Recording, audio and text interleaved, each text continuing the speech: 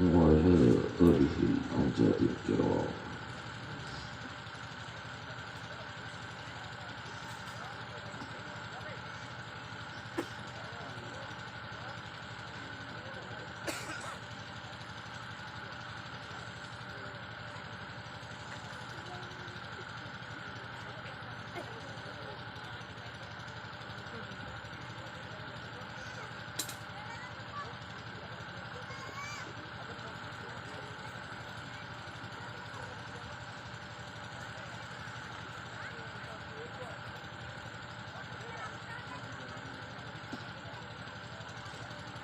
قال الله تبارك وتعالى في شان حبيبه الكريم: إن الله وملائكته يصلون على النبي يا أيها الذين آمنوا صلوا عليه وسلموا تسليما.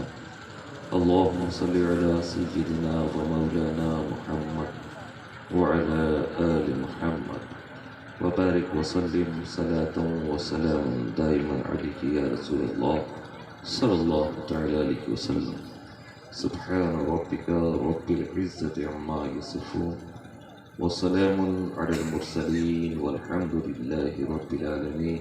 وحق لا إله إلا الله محمد رسول الله صلى الله عليه وسلم.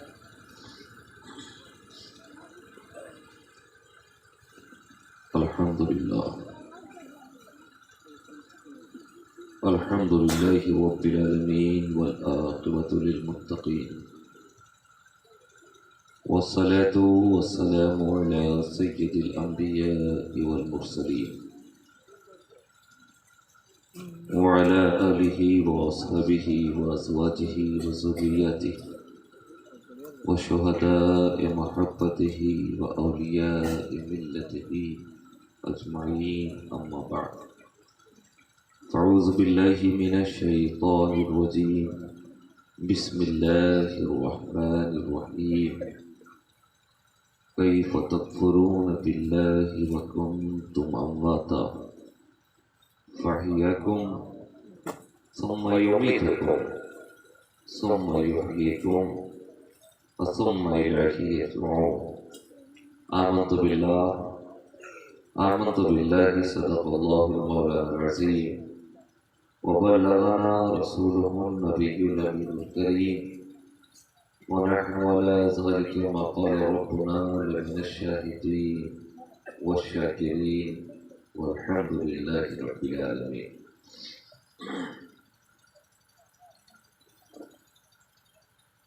باوقار حاضرین و سامعین،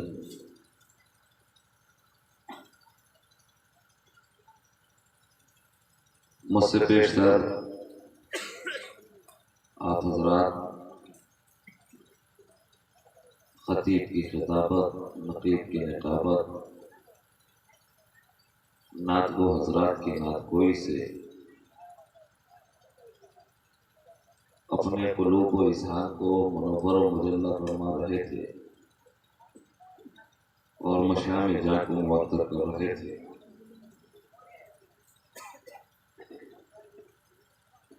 آنے کے بعد میں نے پوچھا تھا کہ جلسہ کب تک چلے گا، تو فرمایا گیا کہ 1 سے 1:30 بجے تک ختم ہو جائے.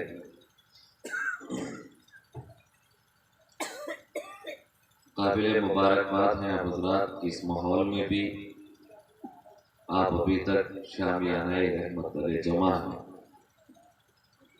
اور بڑی محبت کے ساتھ آپ اپنے مہمان شعراء کرام کو سماعت کر رہے ہیں. انشاءاللہ تبارک و تعالی میری بات بھی آپ سماعت کریں گے. کچھ دیر کے لیے میں آپ کی سماعت کی دہلیز پر حاضر آ گیا ہوں. سر کہ میں سمجھتا ہوں کہ یہ سارے ثواب کے لیے آج کی بزم محبت کو اہل خانہ نے اپنے مرحومین کی سارے ثواب کے لیے سجائی.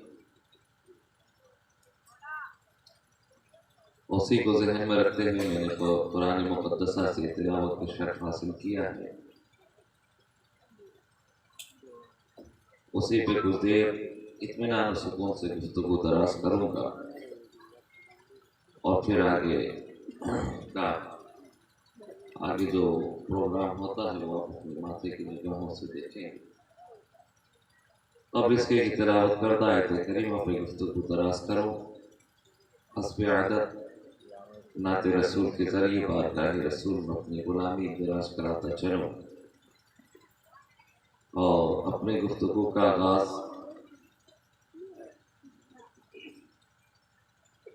ताजदार अहले सुन्नत इमाम इश्क व मोहब्बत इमाम अहमद रज़ा खान फाज़िल बरेलवी अलैहि रहमत व रिज़वान इस मशहूर ज़माना का नाम के ये शेर कि हाजियों आओ शहनशाह का रोज़ा देखो, हाजियों आओ शहनशाह का रोज़ा देखो, काबा तो देख चुके काबे का काबा देखो, काबा तो देख चुके काबे का काबा देखो।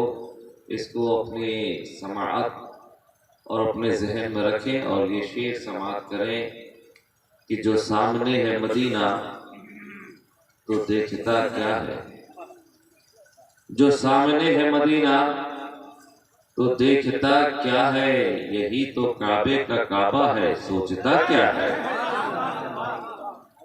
जो सामने है मदीना तो देखता क्या है, यही तो काबे का काबा है, सोचता क्या है।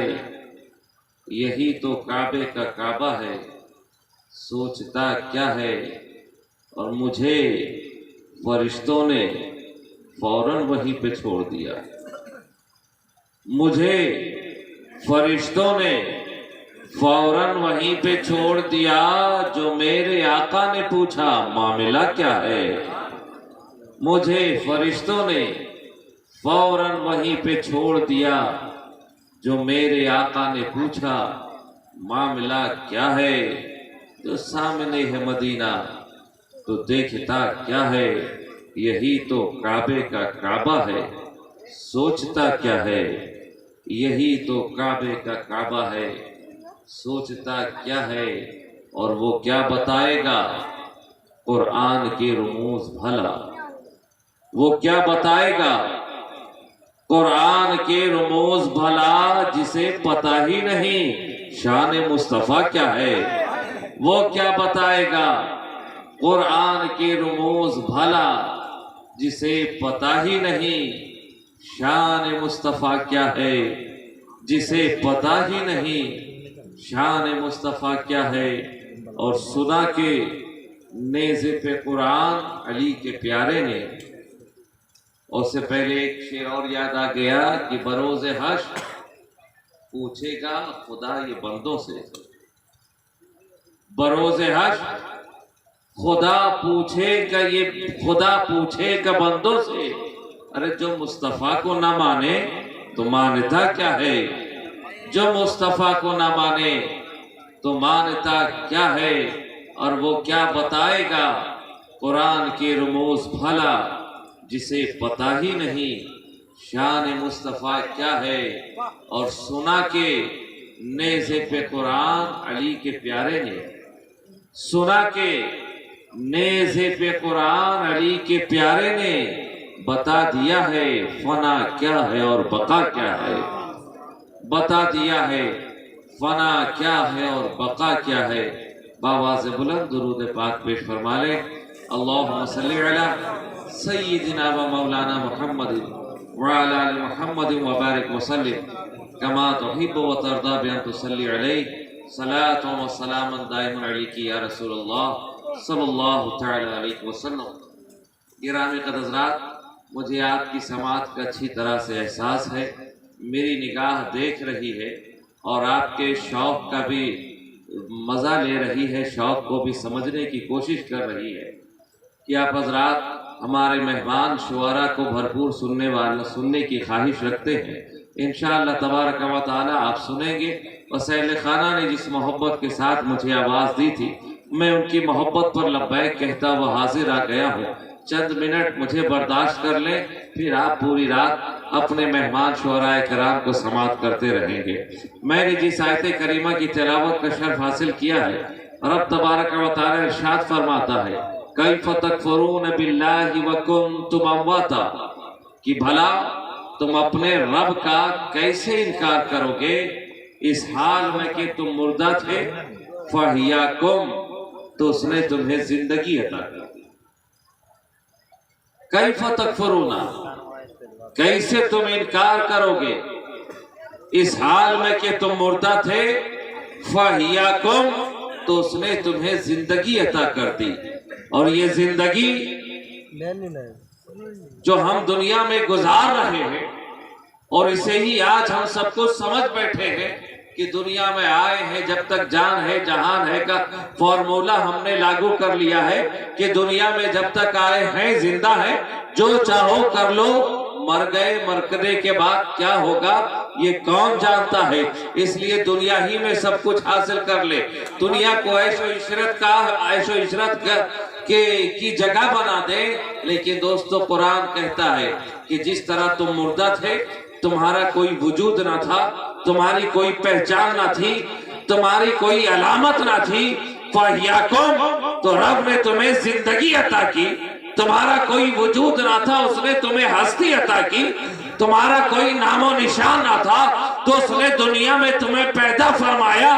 یہ زندگی آخری نہیں بلکہ رب فرماتا ہے اس زندگی کے بعد ثم یمیتکم، پھر تمہیں موت دے گا، پھر تمہیں موت دے گا۔ آپ تو جانتے ہیں کہ زندگی کے بعد مرنا ہے، مر گئے، سارا معاملہ ختم، قبر میں چلے گئے، کس کا کیا حال ہے کوئی نہیں جانتا، قبر کے بعد ساری بات ختم ہو گئی۔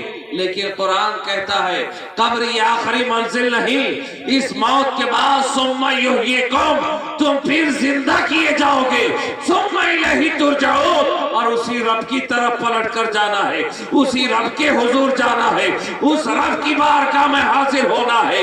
کس رب کی بارگاہ میں، کس کے حضور جانا ہے؟ اس رب کی بارگاہ میں حاضر ہونا ہے جس نے تمہیں دنیا میں پیدا فرمایا ہے، اس رب کے حضور جانا ہے جس نے بولنے کے لیے زبان میں گویائی دی ہے، اس رب کے حضور جانا ہے جس نے دیکھنے کے لیے آنکھوں میں نور عطا کیا ہے، اس رب کے حضور جانا ہے جس نے سننے کے لیے پردہ سماعت عطا کی ہے، اس رب کے حضور جانا ہے جس نے تمہارے بازوؤں میں قدرت عطا کی تاکہ تم رزق حاصل کر سکو، اس رب کے حضور جانا ہے جس نے قدموں میں چلنے کی طاقت عطا کی ہے، اس رب کے حضور جانا ہے جس نے تمہیں اور ہمیں تمہاری اور ہماری بھوک کو مٹانے کے لیے زمین کا کلیجہ چاک کر کے اناج کی بالیاں پیدا فرما دی ہے، اس رب کے حضور جانا ہے جس نے تمہیں اور ہمیں سیراب کرنے کے لیے پہاڑوں کا سینہ شک کر کے ندی و نہر جاری فرما دیے ہیں، اس رب کے حضور جانا ہے جس نے تمہاری اور ہماری آرام کے لیے کائنات کو وجود بخشا ہے، رات کی تاریکی عطا کی تاکہ چین کی نیند سو سکو، صبح کا اجالا نمودار کیا تاکہ رزق حلال کو حاصل کر سکو، صبح کا اجالا نمودار کیا تاکہ رزق حلال کو حاصل کر سکو، چاند و سورج کی قندیلیں روشن کی تاکہ تم اس سے فائدہ حاصل کر سکو، ساری کائنات کو وجود بخشا تاکہ انسان اس سے فائدہ حاصل کر سکے، پھر دنیا میں ہمیں پیدا فرمایا کہ جاؤ یہ تمام چیزیں تمہارے لیے ہیں، تم اس سے استفادہ کرو، تم اس سے فائدہ حاصل کرو۔ اسی خدا کی بنائی ہوئی دھرتی پر آج ہم اتراتے ہوئے چل رہے ہیں، اسی نیل کو آسماں کی چھت و چھایا میں ہم آرام زندگی گزار رہے ہیں، اور اس کی فکر نہیں ہے کہ ہمیں خدا کی بارگاہ میں جانا ہے اور اسی کی بارگاہ میں جا کر ہمیں جواب دینا۔ نعرہ تکبیر، ذرا محبت کے ساتھ نعرہ تکبیر، نعرہ رسالت، مسلک اعلیٰ حضرت، خاندان رسول، آل رسول، نعرہ تکبیر، نعرہ رسالت۔ اسی رب کے حضور ہمیں اور تمہیں پیش ہونا ہے جس کے احسانات کو ہم شمار نہیں کر سکتے، جس کی بے شمار نعمتوں کا احاطہ نہیں کیا سکتا، زندگی کے ایک ایک لمحے پر اسی رب قدیر کا احسان ہے۔ عزیزان ملت اسلامیہ، ذرا رب کے احسانات کو تو دیکھو، رب کے لطف و کرم کو تو دیکھو، رب کی رحمتوں کا تم احاطہ نہیں کر سکتے۔ ہم آرام زندگی گزار رہے ہیں، اس دھرتی پہ چل رہے ہیں، उसी रब की बनाई हुई धरती पे चल रहे हो, उसी रब की कायनात, उसी रब कदीर की तख्लीक करता आसमां के नीचे जिंदगी गुजार रहे हो, उसी रब कदीर ने चांद और सूरज की कंदीलें रोशन की है तो तुम उससे इस्तिफादा हासिल कर रहे हो। अरे ये रब का एहसान है कि हमें सही और सालिम पैदा फरमाया। रब चाहता तुम्हें अंधा पैदा फरमा देता, गूंगा पैदा फरमा देता, अपाहिज पैदा फरमा देता। किसके अंदर ये जुर्रत थी कि तुम रब की बारगाह में कोई सवाल कर? अरे रब अगर अंधा पैदा फरमा देता तो उस रब का क्या कर लेते? अपाहिज पैदा फरमा देता फिर उस रब का क्या कर लेते? रब के खिलाफ मोर्चा निकालते, इनकलाब जिंदाबाद के नारे बुलंद करते। कुछ भी नहीं कर सकते। लेकिन रब कितना बड़ा मेहरबान है कि उसने हमें दुनिया में पैदा फरमाया, हम सब की का ख्याल करते हुए जमीन का कलेजा चाक करके अनाज की बालियां पैदा फरमा दी। ये किसके लिए है? हमारे लिए ही तो है। चांद और सूरज की कंदीलें रोशन की, आप उससे फायदा हासिल कर रहे हो। रात की तारीकी बनाई ताकि तुम चैन और आराम की नींद सो सको। सुबह का उजाला नमूदार फरमाया ताकि दिन में तुम रिस्क हासिल करो। और अज़ीज़ान मिल्लत इस्लामिया, रब तो इतना मेहरबान कि जिंदगी के लिए जो शय ज्यादा जरूरी है उसका हासिल करना उतना ही आसान कर दिया। अरे जिंदा रहने के लिए क्या चीज जरूरी है?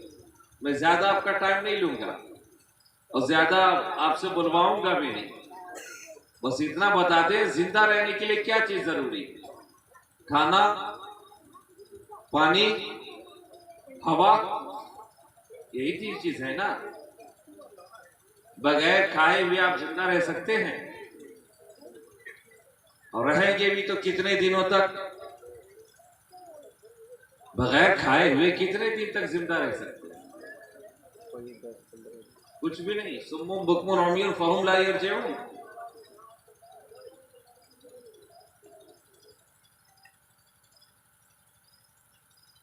कुछ दिनों तक जिंदा रह सकते हैं भूखे,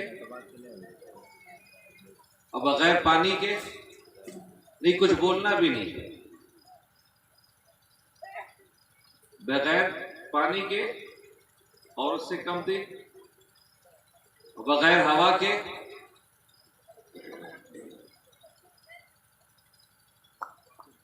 बगैर हवा के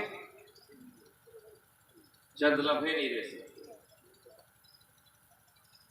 गोया जिंदगी के लिए हवा सबसे ज्यादा जरूरी है, उसके बाद पानी और उसके बाद खाना।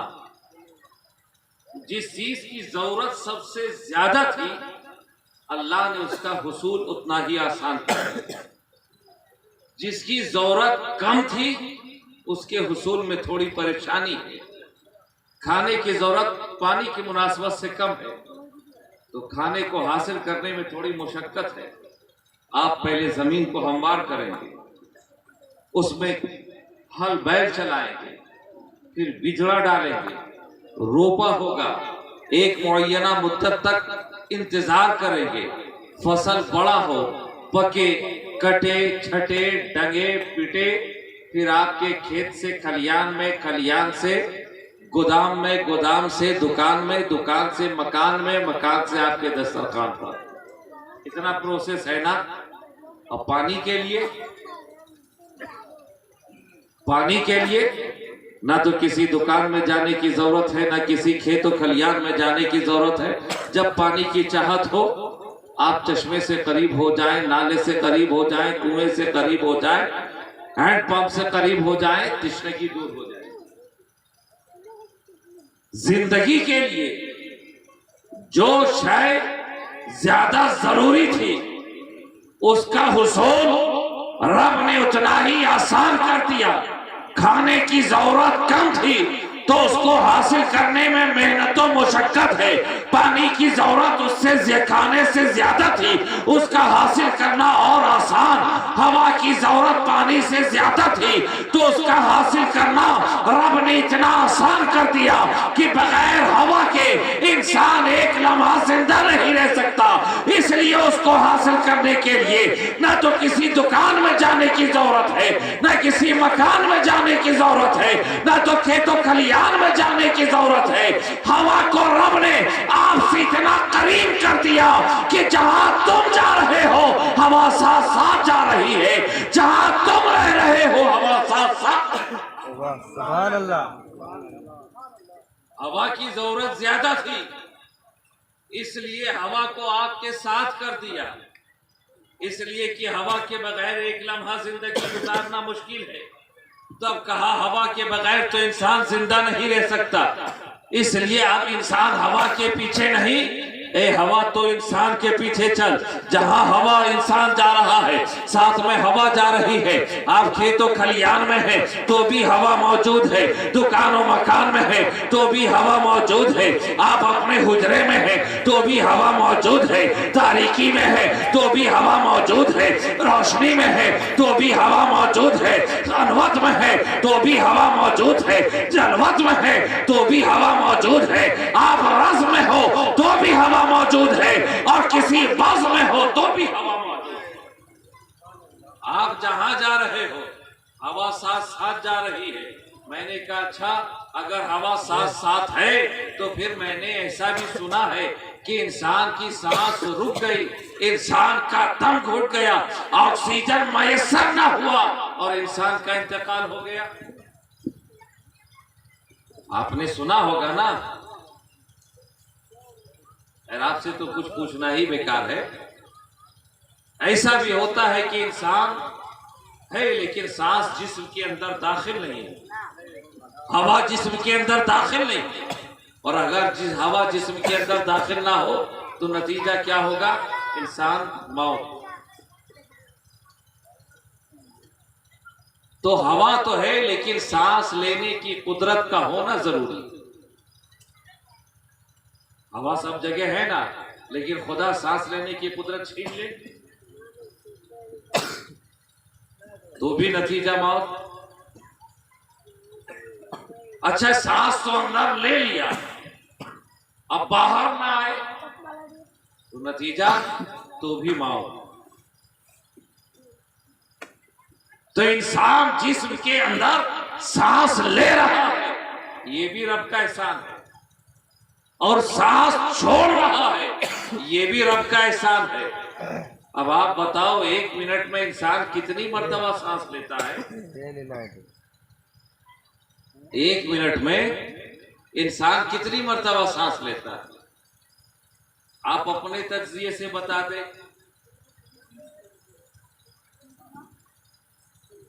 نہیں لیتے ہیں سانس،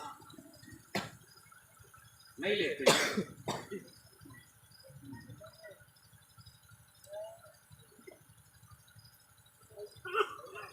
درود پاک پڑھیں. اللہم صلی علی سیدنا و مولانا محمد وعلی آل محمد وبارک وسلم کما تحب و ترضى بأن تصلی علیہ صلاة و سلام دائم علیہ یا رسول اللہ صلی اللہ تعالی علیہ وسلم.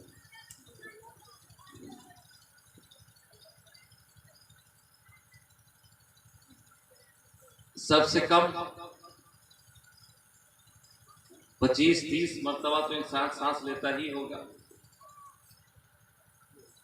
جتنی مرتبہ سانس لیتا ہے رب کے اتنے احسانات ہو. اگر انسان 1 منٹ میں 25 مرتبہ سانس لے رہا ہے تو تمہارے رب کے 25 احسانات. تم کچھ بولو یا نہ بولو اس سے کچھ فرق نہیں پڑنے والا. بس میں اپنی بات کہہ کر کے گزر جاؤں گا اور میں بار بار مطالبہ بھی نہیں کروں گا کہ ہاتھ اٹھا کر بولو، اچھل کر بولو، مچل کر بولو، لچک کر بولو. وہ سب ہماری عادت بھی نہیں ہے. بولنا ہے بولیے، نہ بولنا ہے مت بولیے. انسان 1 منٹ میں 25 سے 30 مرتبہ تو سانس لیتا ہی ہے. تو جتنی مرتبہ سانس لیتا ہے اتنی رب کے احسانات. اگر 25 بار لے رہا ہے تو 25 احسان. اور جتنی مرتبہ سانس اندر لے رہا ہے اتنی ہی مرتبہ باہر بھی چھوڑتا ہے. تو اگر 25 اندر لینے کے 25 احسانات ہیں تو 25 احسانات سانس باہر چھوڑنے کے. اب 1 منٹ میں رب کے کتنے 50 احسان ہیں. جب 1 منٹ میں رب کے 50 احسانات ہوتے ہیں تو 1 گھنٹے میں کتنے ہوں گے؟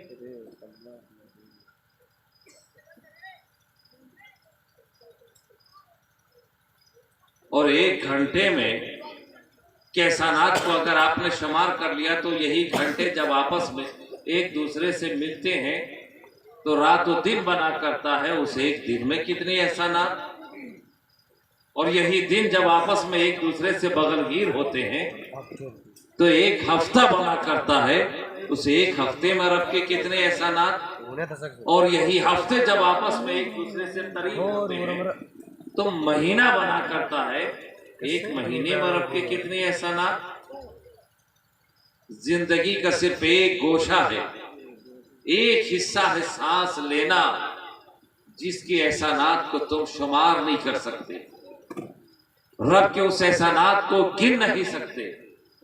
آنکھوں سے دیکھ رہے ہو یہ بھی رب کا احسان, زبان سے بول رہے ہو یہ بھی رب کا احسان, سن رہے ہو یہ بھی رب کا احسان, چل رہے ہو کام کر رہے ہو سب رب کے احسانات.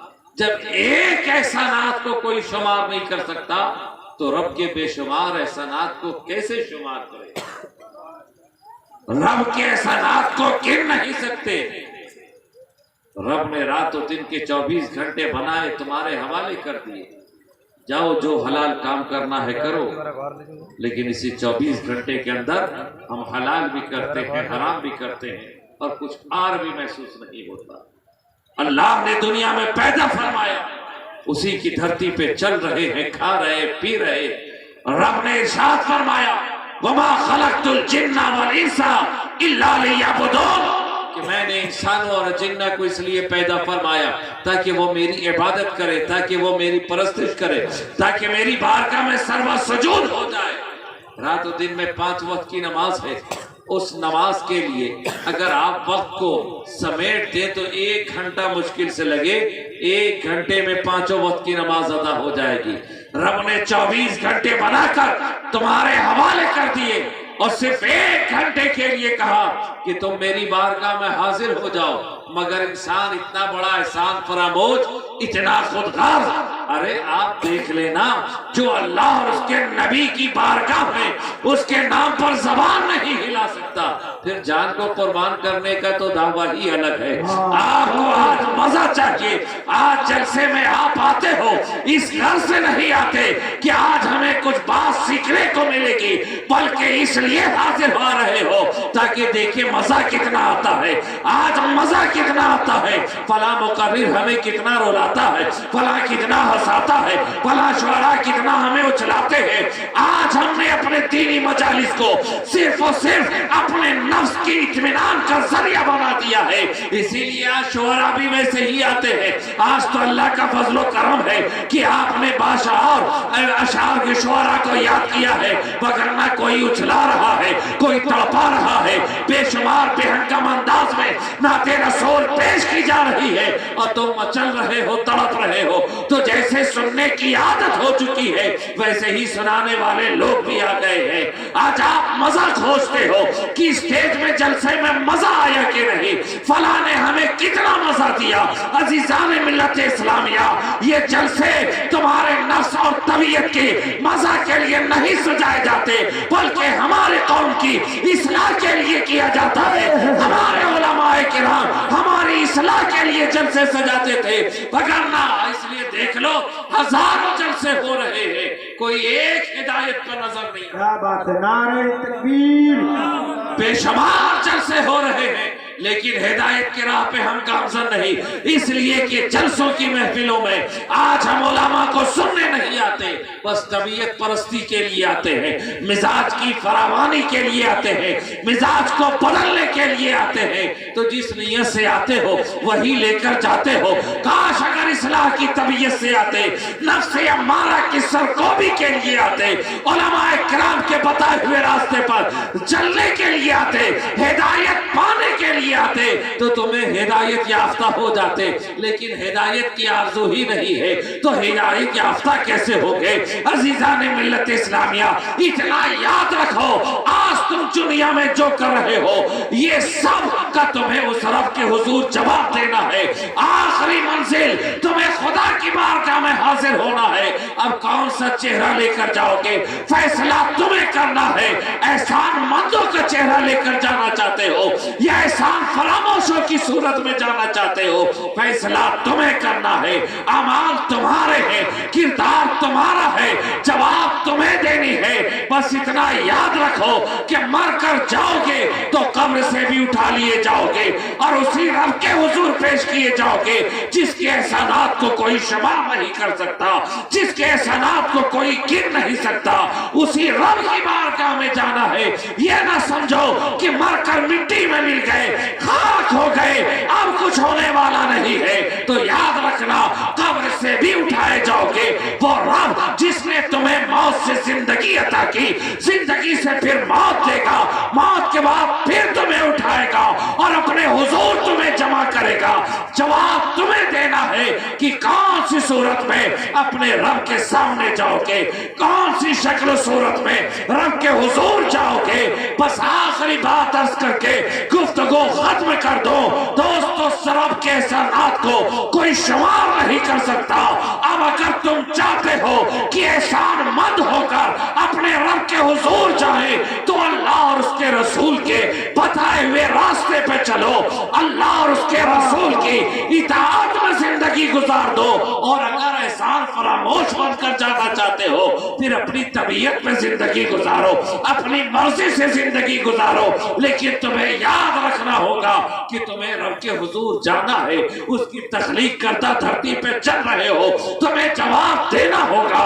تم اس کے نیلگوں آسمان کی چھتر و چھایا میں زندگی گزار رہے ہو، تمہیں جواب دینا ہوگا۔ تم اس کی بے شمار نعمتوں سے فائدہ حاصل کر رہے ہو، تمہیں خدا کے حضور حاضر ہو کر جواب تمہیں دینا ہے۔